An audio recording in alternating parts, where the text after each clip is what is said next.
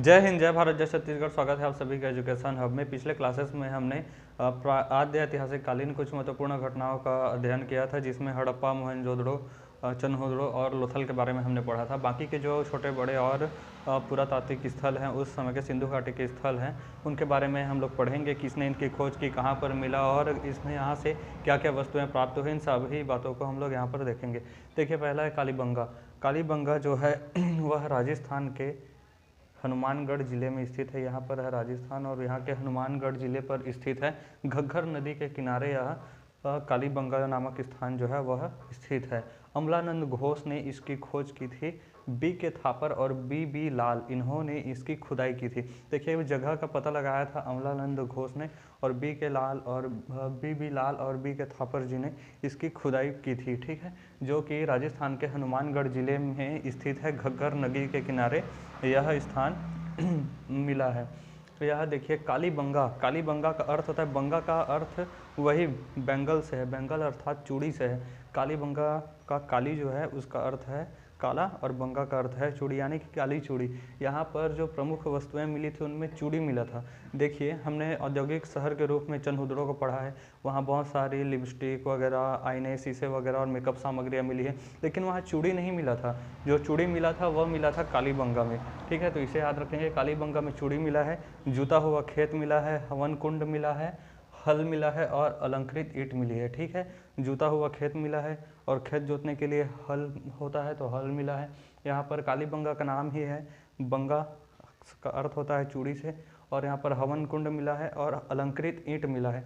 देखिए, अलंकृत ईंट जो कि चंदोदड़ो में मिला था, उसे नक्काशी करके बनाया गया था, लेकिन ये वाला जो अलंकृत ईंट है वह बना बुनाया अलंकृत था। मतलब उसके जो सांचे थे उसी से यह अलंकृत होकर आता था, ऐसा वाला ये ईंट था। और अगला देखते हैं बनवाली। बनवाली जो है ये नाम बस का बनवाली है, बाकी बिल्कुल एकदम बेढंगा बना हुआ था। इसकी जो खुदाई थी या फिर खोज थी रविंद्र सिंह बिष्ट जी ने की थी। यह जो बनवाली है वह हरियाणा के रंगोई नदी के किनारे स्थित है। यहाँ पर है हरियाणा और हरियाणा में रंगोई नदी के किनारे यह स्थित है। इसका जो नगर नियोजन जो था, शहर जो बसाई गई थी, वो एकदम शतरंज के जाल के समान टेढ़े मेढ़े थे। इसके जो सड़क थे वो भी आड़े तिरछे, इधर उधर जहाँ से जो सड़क मन किया वो निकाल लिए जाते थे। इस प्रकार से इसका नगर नियोजन था। सड़कें टेढ़ी मेढ़ी थी। इसमें नाली नहीं था। सिंधु घाटी सभ्यता अपनी सभ्यता शहरी सभ्यता के लिए जाना जाता है, परंतु इसमें नाली ही नहीं था।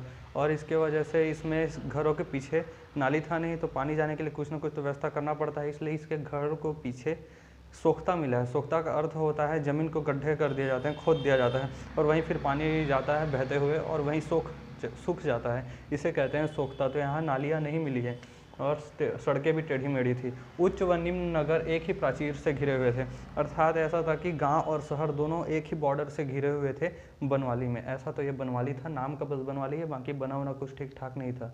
रोपड़ को देखते हैं। रोपड़ जो है यज्ञदत्त शर्मा ने इसकी खोज की थी या खुदाई की थी। यह पंजाब में सतलज नदी के किनारे स्थित है। यहाँ पंजाब और यह सतलज नदी के किनारे ये मिला है रोपड़। रोपड़ जो है वहाँ से कुल्हाड़ी मिला है और वह कुल्हाड़ी तांबे का बना हुआ कुल्हाड़ी मिला और वह थोड़ी मात्रा में यहाँ कुछ आभूषण भी मिले हैं। यहाँ महत्वपूर्ण जानकारी के लिए आप देखेंगे कि मानव के साथ साथ उसके पालतू जानवर के भी अवशेष यहाँ मिले हैं। यहाँ पर ये मुख्य रूप से आप लोग याद रखने योग्य बातें हैं, इसे याद रखेंगे। अगला है धौलावीरा। धौलावीरा जो है इसकी भी खोज R.S. बिष्ट यानी कि रविंद्र सिंह बिष्ट जी ने की थी। यह कच्छ में स्थित है, गुजरात के कच्छ में स्थित है। ठीक है, इसे आप लोग याद रखेंगे कि यह धौलावीरा जो है गुजरात के कच्छ में स्थित है और एक गुजरात के कच्छ का सबसे बड़ा स्थल के रूप में है।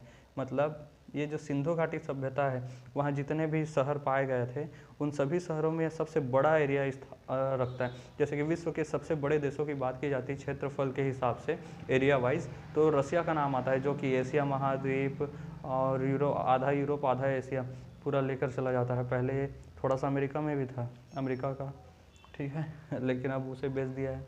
उसी प्रकार से जो सबसे बड़ा स्थल था, जैसे हमारे अभी क्षेत्रफल के हिसाब से सबसे बड़ा राज्य है हमारा राजस्थान, उसी प्रकार से ये उस समय का सबसे बड़ा स्थल था क्षेत्र के हिसाब से। सिंधु सभ्यता का सबसे बड़ा स्थल क्या था? धौलावीरा था। ठीक है, यहाँ पर बाट मिले हैं, बाट तराजू बाट तौलने के लिए उपयोग किए जाते हैं। बहुत सारे बाट मिले हैं और उन बाटों में सबसे छोटा से छोटा जो बाट था, मतलब न्यूनतम न्यूनतम वजन का जो बाट मिला है वो भी 16 किलो का था, जो कि सबसे न्यूनतम है 16 किलो का बाट। ठीक है, तो इसे याद रखेंगे। सिंधु सभ्यता का सबसे बड़ा स्थल है, RS बिष्ट ने इसकी खोज की थी, गुजरात के कच्छ जिले में यह स्थित है।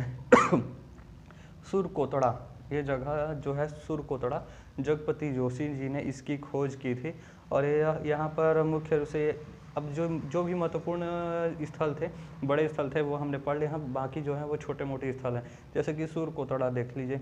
यहाँ से घोड़े की हड्डी मिली है, कलश समाधान मिला, यानी कि जब व्यक्ति मरता है तो कलश में उसकी अस्थियाँ ले जाकर पानी में विसर्जन कर दिया जाता है, तो उसे ही कलश समाधान कहा जाता है। तो यहीं से कलश समाधान का साक्ष्य मिला था। रंगपुर, यह रंगपुर जो है वो भी गुजरात में ही है। गुजरात के में यह रंगपुर स्थित है। धान की भूसी यहाँ से मिली है। और यहाँ पर कुछ एक जो ये लोथल था बंदरगाह वाला, उसी के आसपास का एरिया है, तो थोड़ा व्यापार के भी संकेत यहाँ से मिले हैं। ठीक है। इसके अलावा जैसे कि कुणाल है, कुणाल एक जगह का नाम है, आदमी का नाम नहीं है। यहाँ से भी चांदी के मुकुट प्राप्त हुए हैं। ठीक है, इस बात को आप लोग याद रखिएगा।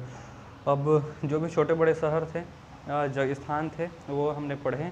सर्वाधिक जो स्थल है वह हमारे अभी वर्तमान में जो गुजरात है, उस गुजरात के में सर्वाधिक स्थल प्राप्त हुए थे भारत में। ठीक है, और भारत और पाकिस्तान दोनों ही जगह पर मिलाकर यह सिंधु घाटी सभ्यता जो है त्रिकोण आकार में विकसित हुआ था। ठीक है, सिंधु सभ्यता की विशेषताएं देख लेते हैं।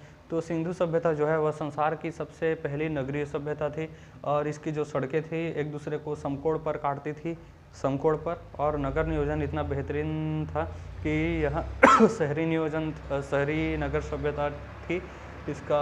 और जो सड़क था वो एक दूसरे को समकोण पर काटती थी, और साथ ही साथ इसमें नालियाँ थी, नालियाँ ढकी हुई थी। ठीक है, और सड़कें जो थी ना वो पूरब से पश्चिम की ओर मतलब बनाई गई थी, जिसे पूर्वा हवा पछुआ पवन ये जब चले तो सड़कें जो हैं अपने आप साफ हो जाए, इसलिए ये पूर्व से पश्चिम की ओर व्यवस्थित थे।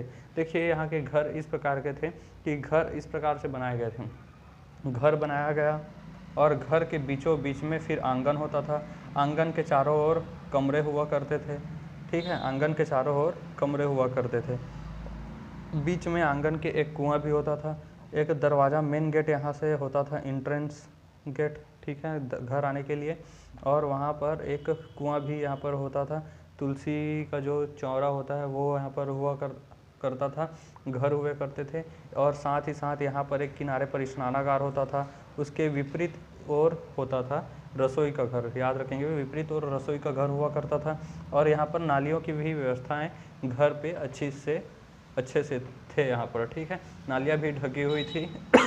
स्नानागार, रसोई सब चीज़ था, कुआं वगैरह सब चीज़, नहाने के लिए एकदम बेहतरीन व्यवस्था थी, इसलिए तो शहरी सभ्यता है। ठीक है, नालियाँ यहाँ की ढकी हुई थी। अब कृषि, यहाँ के जो अर्थव्यवस्था का प्रमुख साधन है, आय का प्रमुख साधन, वो था कृषि और व्यापार जो कि लोथल वाले एरिया से, बंदरगाह था लोथल, तो वहाँ से विदेशों से भी व्यापार इस प्रकार हुआ करते थे। और उसके अलावा कृषि भी यहाँ आय का प्रमुख साधन था।